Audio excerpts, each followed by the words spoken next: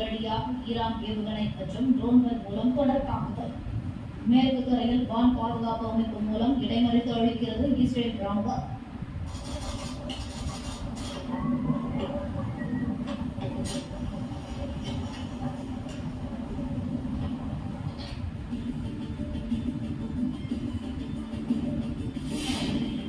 Bahrain தலைநகர் மனாமாவில் உள்ள Israel தூதரகம் மீது தாக்குதல் நடத்த ஈரான் முயற்சி.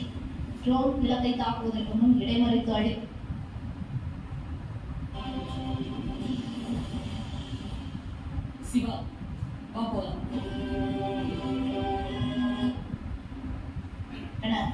நடுவானில் இடைமறித்து வீழ்த்தியதாக பாதுகாப்பு அமைச்சகம் தகவல்.